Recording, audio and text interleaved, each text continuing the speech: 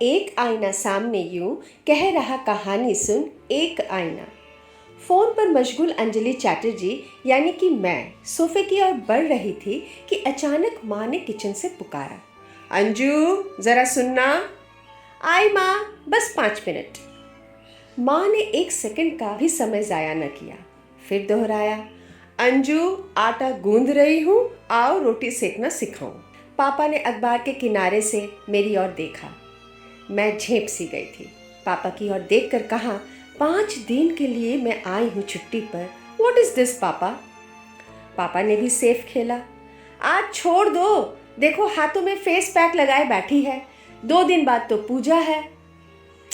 मैं गोल गोल आंखों से पापा को ताड़ने लगी।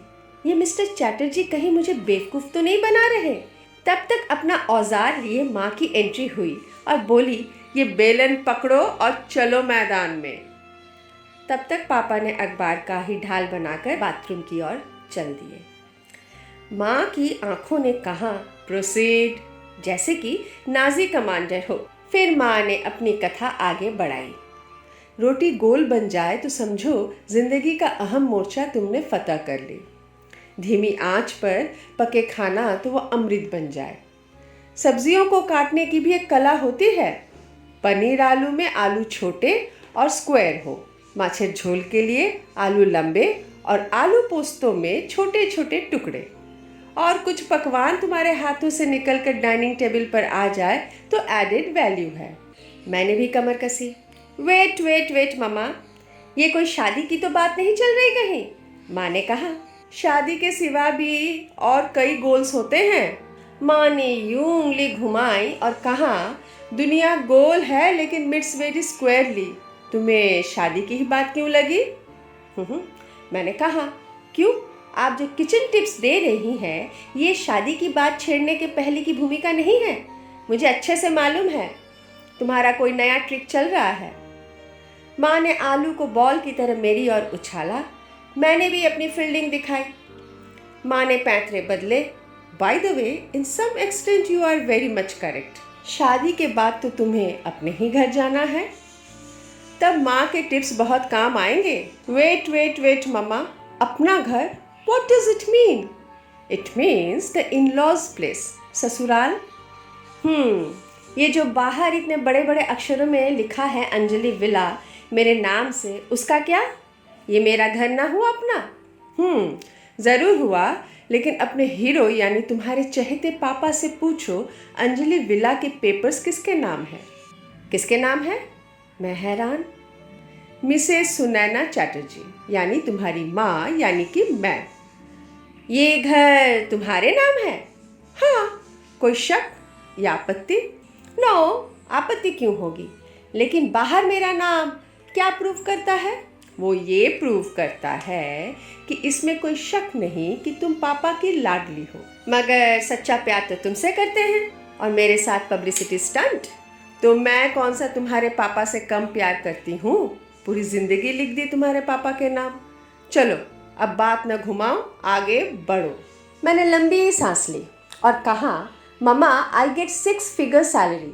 Do you think I should learn how to give perfect shape to roti? माँ धराशायी नहीं हुई। वो उनके चाय के चुस्की के स्टाइल से ही मालूम पड़ रहा था। मुझे शादी अभी नहीं करनी। माँ अपने अगले वार से मुझे घायल करती तो मैंने बम फोड़ा।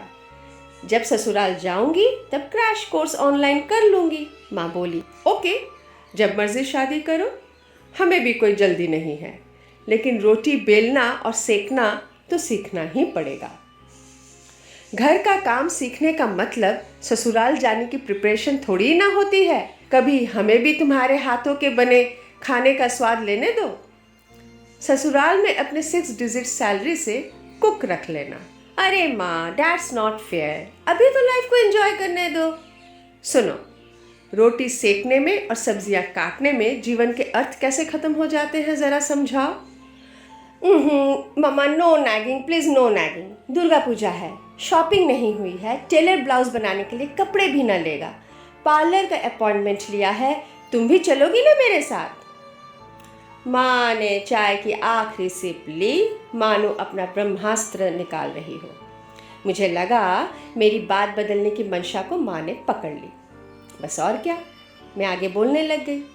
पूरा दिन तुम कितना ख्याल रखती हो हम सबका, घर का कोना कोना तुम देखती हो, कुछ वक्त अपने लिए भी जी लो मम्मा। फेमिनिज्म का सिरप हर नारी बड़े दिल से गट-गट पी जाती है। मैंने भी आजमाया। माँ तुम देवी हो देवी। तिरछी नजरों से मैंने देखा। माँ ने बड़े कॉन्फिडेंटली चाय के कप को टेबल पर रखा। अंजलि, ये दुर्गा, देवी, शक्तिदायिनी, सुपर मॉम, सुपर वुमन के स्टेटस से थोड़ा आगे बढ़ो। तुम 21वीं सदी की जनरेशन, तुम्हें दकियानुसी नहीं लगते ऐसी बातें? तुम्हारी भाषा में आउटडेटेड। बासी चावल खाकर हिमा दास गोल्ड मेडल जीतकर आई है। मैरी कॉम की ट्रेजेडी कौन नहीं जानता है, आज वर्ल्ड चैंपियन है। पूर्णा मालाभार 14 साल की उम्र में एवरेस्ट के शिखर तक पहुंच गई है। सफ़ेद लाल बनारसी साड़ी पहनकर दुर्गा दुर्गा नहीं बनी, बल्कि महिषासुर जैसे राक्षस को मारकर दुर्गति नाशिनी बनी है। अपने आप को वीकर साइड ऑफ सोसाइटी बताकर एम्पावरमेंट का नाटक क्यों करे? 9 से 6 की नौकरी के साथ घर भी संभालती हूँ, इसमें वीरता क्या है बताओगी? रात को देर से घर लौटने की फ्रीडम को लेकर ढिंढोरा क्यों पीटे? क्या कभी हमने बस या ट्रेन की लेडीज सीट छोड़ी है किसी बुजुर्ग या उस पसीने में लथपथ यंग मैन के लिए जो शायद हमारे जैसे ही रोज़ की ज़िंदगी की जद्दोजहद में है? क्या अपने पुरुष कॉलीग के लिए दरवाज़ा पकड़ा है जो तुम्हारे पीछे ही खड़ा है? परिवार के लिए खाना पकाना और शाम की चाय पर पति के लिए इंतज़ार करना, ये सुख हार जीत के बहुत परे है। लाइफ एंजॉय करना हो तो उससे पूछो जो हर शाम रोड साइड के ठेले पर अपने पति के साथ पाव भाजी बनाती है, या उस बहू से पूछो जो अपने ससुर जी के लिए मफलर बुन रही है।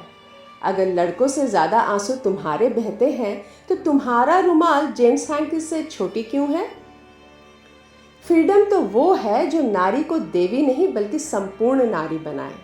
पूजा नहीं, जय जयकार नहीं, पुरुष के साथ कंधा मिलाने की होड़ नहीं, और आंसू तुम बहाना नहीं। नारी तुम जो भी हो बहुत सुंदर हो, जैसी हो संपूर्ण हो। चाहे घर संभालना हो या बाहर, तुम्हारा कोई जोड़ नहीं। चले अब हम भी अपनी लेडीज हैंड की एक बिलान बड़ी कर ले। तो ये सुन रहे थे आप वेद के साथ माँ बेटी की कॉन्वर्सेशन लेडीज हैंड की। मेरे ख्याल से अभी तो सबको अपनी रुमाल एक बिलान क्या 2-2 बिलान बड़ी कर लेनी चाहिए। कहीं आप मास्क भूल गए तो तब रुमाल ही काम आएगा, चाहे लेडीज हो या जेंट्स। तो बने रहिए और सैनिटाइज होते रहिए जब तक वेद अपनी अगली कहानी के साथ